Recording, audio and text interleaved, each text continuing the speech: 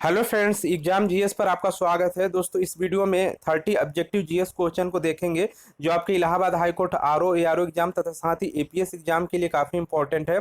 हमने जो सब्जेक्ट इसमें कवर किया है वो इतिहास, भूगोल, संविधान, विज्ञान, कंप्यूटर और हिंदी है। इनसे सभी से 5-5 क्वेश्चन हमने यहाँ पर लिया है। अन्य सब्जेक्ट जो आपका इंग्लिश हो गया, आपका करंट अफेयर्स हो गया, अर्थव्यवस्था हो गई, यूपी जीके हो गई, इनके लिए अलग सेट में क्वेश्चन कराया जाएगा। इस सेट में हम लोग इन्हीं सब्जेक्ट के यहाँ पर क्वेश्चन देखेंगे। चलिए दोस्तों, शुरू करते हैं। पहला क्वेश्चन है, खाद्यान्नों की कृषि सर्वप्रथम प्रारंभ हुई थी। तो यहाँ पे पूछा जा रहा है कि किस काल में आपकी खाद्यान्नों की कृषि प्रारंभ हुई थी। नवपाषाण काल, मध्य पाषाण काल, पूरा पाषाण काल या प्रोटो ऐतिहासिक काल। तो देखिए यहाँ पे खाद्यान्नों की कृषि यानी कि जब मानव कृषि करना प्रारंभ कर दिया था, तो वो काल कौन सा था? तो यहाँ पे नवपाषाण काल था। नवपाषाण काल में ही मानव ने कृषि कार्य शुरू कर दिया था। और इसके पहले जो आपका मध्य पाषाण काल आता है, इसमें इन लोगों ने यानी कि आदि मानवों ने वहाँ पे पशुपालन स्टार्ट कर दिया था।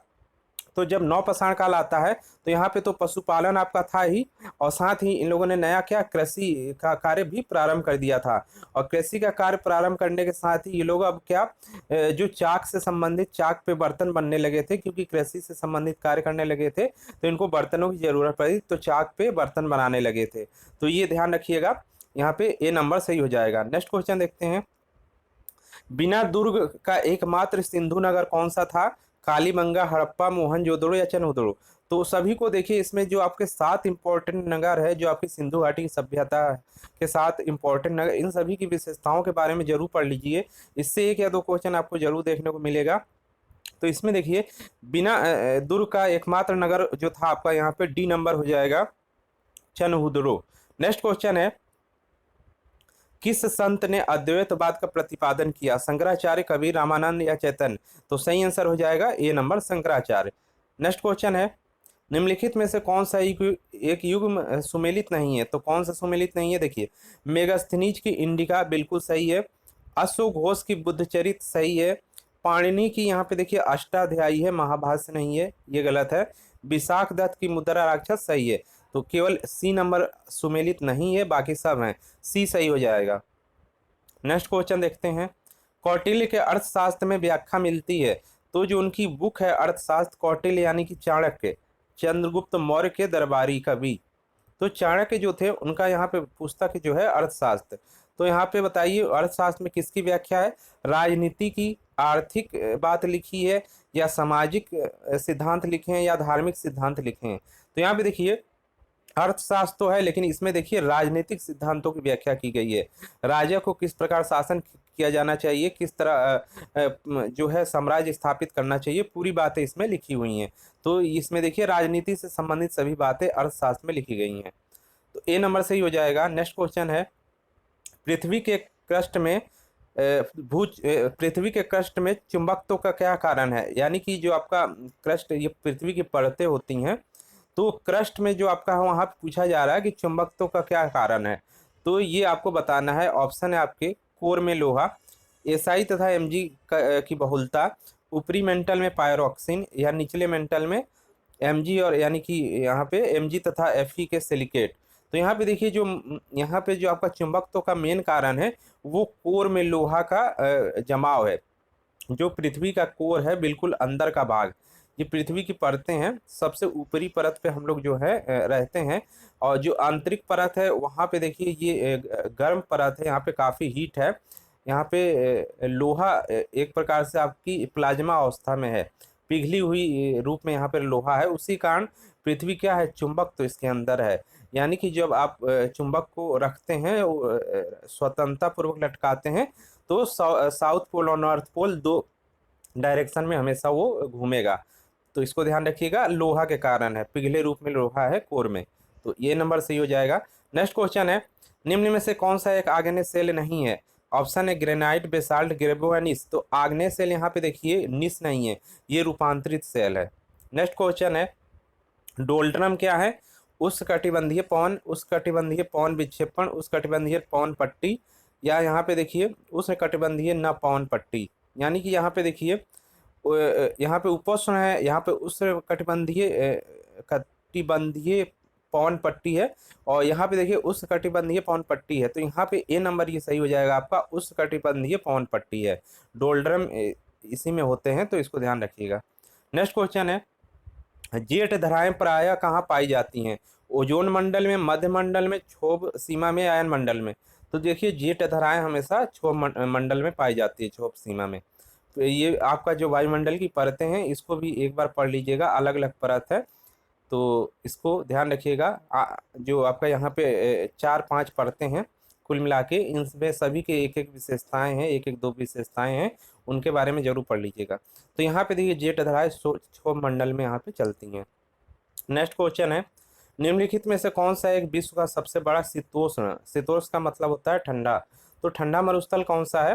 पैंटागोनिया, तकलामाकन, ईरानी या तुर्कमन। तो यहाँ पे देखिए तकलामाकन जो मरुस्थल है वो विश्व का सबसे बड़ा शीतोष्ण मरुस्थल है। नेक्स्ट क्वेश्चन है, संविधान सभा के प्रारूप सदस्यों की संख्या कितनी थी? 5, 7, 9, 11। तो सभी को पता है 7 थे, प्रारूप जो समिति बनी थी उसमें 7 सदस्य थे। नेक्स्ट क्वेश्चन है, मौलिक अधिकारों का निलंबन कौन कर सकता है? प्रधानमंत्री, संसद, राष्ट्रपति, सर्वोच्च न्यायालय। तो देखिए जो मौलिक अधिकार आपके हैं उसका निलंबन राष्ट्रपति कर सकता है। कब करता है? आपात की स्थिति में, जब आपातकाल लागू करना होता है, राष्ट्रीय आपात या आपका इमरजेंसी हो गया, राज्य में लागू किया जाता है कोई इमरजेंसी, या आपका वित्तीय आपात हो गया, तो इस आपातकाल में आपके जो है मौलिक अधिकार ये निलंबित कर सकता है राष्ट्रपति। सी नंबर सही है। नेक्स्ट क्वेश्चन है, कल्याणकारी राज्य का यहाँ पर कल्याणकारी राज्य का आदर्श भारत के संविधान में किसमें प्रतिष्ठापित किया गया है? उद्देश्य का, राज्य के नीति निर्देशक तत्व, या मूल अधिकार, या 7वीं अनुसूची में। तो देखिए कल्याणकारी राज्य की जो रूपरेखा दी गई है वो मुख्य रूप से आपके राज्य के नीति निर्देशक तत्वों में दी गई है, तो इसको ध्यान रखिएगा, इंपॉर्टेंट है। नेक्स्ट क्वेश्चन है, मौलिक कर्तव्यों को निर्धारित किया गया किस संशोधन द्वारा? तो मौलिक कर्तव्य देखिए एक मौलिक अधिकार होते हैं, मौलिक अधिकार जो होते हैं वाद्य योग होते हैं, क्योंकि उसका जो सुप्रीम कोर्ट और हाई कोर्ट संरक्षित करता है उसको। और मौलिक कर्तव्य क्या होते हैं? हमारे कर्तव्य जो होते हैं, जो राज्य के प्रति हमारे कर्तव्य होते हैं, तो उसको यहाँ पे मौलिक कर्तव्य कहा जाता है, या देश के प्रति हमारे जो कर्तव्य होते हैं। तो इसका ये संशोधन करके संविधान में कब जोड़ा गया? 40वां संशोधन, 43वां, या 42वां, या 39वां। तो सही आंसर हो जाएगा 42वां संविधान संशोधन द्वारा ये जोड़ा गया था। नेक्स्ट क्वेश्चन है, निम्नलिखित में से भारत के उपराष्ट्रपति का निर्वाचन कौन करता है? ध्यान रखिएगा उपराष्ट्रपति है, ना कि राष्ट्रपति। राष्ट्रपति के लिए अलग होता है और उपराष्ट्रपति के लिए अलग। तो यहाँ पे देखिए लोकसभा के सदस्य होते हैं, सही है, राज्यसभा के भी सदस्य होते हैं, विधानसभा के नहीं होते, विधान परिषद के नहीं होते हैं। तो दो जो आपकी लोकसभा और राज्यसभा होती है, संसद के 2 सदन जो होते हैं, उन्हीं के सदस्य इसमें उपराष्ट्रपति के निर्वाचन में भाग लेते हैं।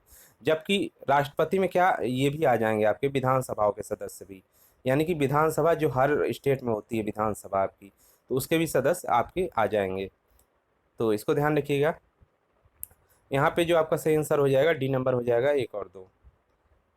निम्नलिखित में से कौन सी संचित ऊर्जा नहीं है? संचित ऊर्जा नहीं है, देखिए नाभिकीय ऊर्जा, स्थितिज ऊर्जा, विद्युत ऊर्जा, रासायनिक ऊर्जा। तो यहाँ पे देखिए रासायनिक ऊर्जा भी आपकी संचित होती है, विद्युत ऊर्जा भी संचित की जा सकती है, स्थितिज ऊर्जा, कोई भी वस्तु स्थिर है उसमें स्थितिज ऊर्जा हमेशा रहती है। नाभिकीय ऊर्जा को संचित नहीं किया जाता है, नहीं किया जा सकता, तो ये संचित ऊर्जा नहीं है। तो यहाँ पे जो सही आंसर हो जाएगा आपका ए नंबर हो जाएगा। नेक्स्ट क्वेश्चन है, जल का अधिकतम घनत्व होता है, जल का अधिकतम घनत्व यानी कि जल जो होता है वो किस तापमान पर अपने अधिकतम घनत्व में होता है? इसको तो ध्यान रखिएगा आप। देखिए इसका 1 degree centigrade, 10 degree centigrade, 4 degree centigrade, या 0 डिग्री सेंटीग्रेड पर। तो देखिए 0 डिग्री सेंटीग्रेड पर ये बर्फ़ के रूप में जमा होता है, लेकिन इसका घनत्व उस समय सबसे ज़्यादा नहीं होता है, उसका जो घनत्व सबसे ज़्यादा होता है वो 4 डिग्री सेंटीग्रेड पर होता है, ये ध्यान रखिएगा बिल्कुल, काफ़ी इंपॉर्टेंट क्वेश्चन है। नेक्स्ट क्वेश्चन है, निम्नलिखित में से सुमेलित कौन सा नहीं है? तो देख लेते हैं इसको। एनीमोमीटर, यहाँ पे देखिए वायु की चाल नापी जाती है, यहाँ पे सही है। अमीटर से विद्युत धारा मापी जाती है, ये भी सही है। टैकोमीटर से यहाँ पे दाबांतर नहीं नापा जाता है, ये गलत है। पायरोमीटर से उच्च तापमान को नापा जाता है, ये सही है। तो केवल एक सुमेलित नहीं है, सी नंबर टैकोमीटर सही हो जाएगा यहाँ पर आंसर। नेक्स्ट क्वेश्चन है, पलायन वेग का मान कितना होता है? तो पलायन वेग का मान यहाँ पे देख लेते हैं, ऑप्शन है 11.2 किलोमीटर पर सेकेंड, 102 किलोमीटर पर सेकेंड, 11.2 किलोमीटर पर घंटा, 112 किलोमीटर पर सेकेंड। तो देखिए प्लायन वेग का जो मान होता है वो यहाँ पे होता है आपका 11.2 किलोमीटर पर सेकेंड। ध्यान रखिएगा किलोमीटर है और उसके साथ सेकेंड है। ध्यान रखिएगा किलोमीटर के साथ यहाँ घंटा नहीं लगेगा, सेकेंड है। तो 11.2 किलोमीटर पर सेकेंड ये प्लायन वेग है। ये क्या है, इस वेग से कोई वस्तु यदि ऊपर की तरफ फेंकी जाए आसमान की तरफ तो वो फिर धरती पे नहीं गिर पाएगी, वो आपका जो है पृथ्वी के वायुमंडल से बाहर चली जाएगी। ध्यान रखिएगा इस वेग से अगर कोई चीज़ फेंका जाता है। नेक्स्ट क्वेश्चन है पारसेक मात्रक किसका है, दूरी का, समय का, प्रकाश की चमक का या चुंबकीय बल का। तो सही आंसर हो जाएगा पारसेक दूरी का मात्रक है। पारसेक जब प्रकाश वर्ष की दूरी अधिकतम हो जाती है तो वहाँ पे पारसेक का यूज किया जाता है। नेक्स्ट क्वेश्चन है लेजर प्रिंटर है किस प्रकार का, इम्पैक्ट है, डॉट मैट्रिक्स है, नॉन इम्पैक्ट है या लाइन प्रिंटर है। तो laser printer non impact printer है। इंपॉर्टेंट है ये क्वेश्चन। निम्नलिखित में से कौन सर्वाधिक तीव्र गति का प्रिंटर है। तो यहाँ पे देखिए तीव्र गति का प्रिंटर है jet printer, laser printer, dot matrix या नॉर्मल प्रिंटर। तो यहाँ पे देखिए लेजर प्रिंटर जो होता है सर्वाधिक तीव्र गति का होता है। बी नंबर सही हो जाएगा यहाँ पर। तो ध्यान रखिएगा यहाँ पे देखिए सही कर लीजिएगा, यहाँ पे नॉन इम्पैक्ट प्रिंटर है, सी नंबर यहाँ पे आपका सही है, ये ऑप्शन यहाँ पे गलत दिया गया है। नेक्स्ट क्वेश्चन है इनमें से कौन एक इनपुट डिवाइस नहीं है। तो इनपुट कौन सा नहीं है, माउस देखिए, कीबोर्ड है, बारकोड है, कार्ड रीडर है। माउस आपका इनपुट होता है, कीबोर्ड भी इनपुट डिवाइस है क्योंकि प्लग किया जाता है आपका कंप्यूटर में, माउस को भी प्लग किया जाता है। बारकोड बारकोड रीडर जो होता है वो भी अपने अंदर इनपुट डाटा करता है, यानी कि ये भी इनपुट डिवाइस है।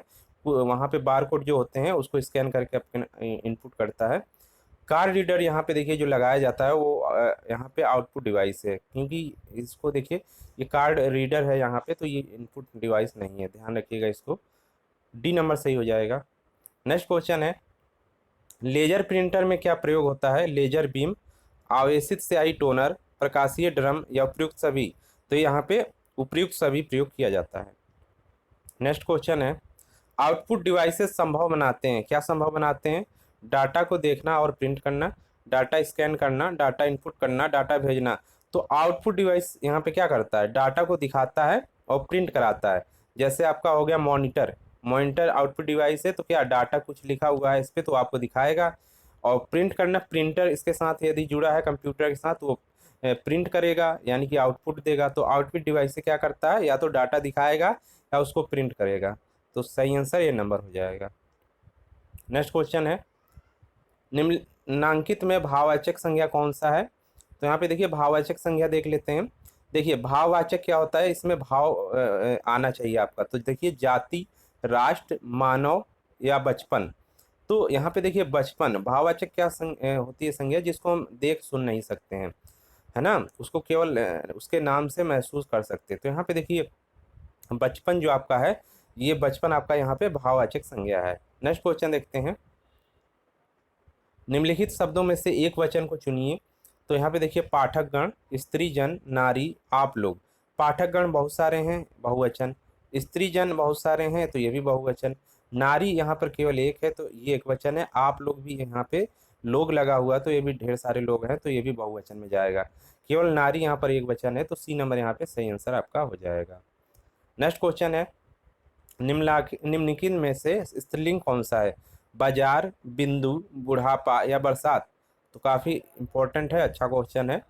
बताइए इसमें कौन सा स्त्रीलिंग है। तो देखिए यहाँ पर जो यहाँ पे डी नंबर बरसात है ये आपका स्त्रीलिंग है, क्योंकि देखिए बारिश हो रही है, हम लोग हमेशा कहते हैं हो रही है, बरसात हो रही है, हो रही है का मतलब ये स्त्रीलिंग है। तो ध्यान रखिएगा इसको। नेक्स्ट क्वेश्चन है शेर भर अनाज में कौन सा विशेषण है। तो देखिए शेर भर विशेषण जरूर पढ़िएगा, मोस्ट इंपॉर्टेंट है, 2 या 3 क्वेश्चन आपको जरूर मिलेंगे इससे। देखिए शेर भर लिखा हुआ है, इसका यानी कि माप नहीं दी गई है।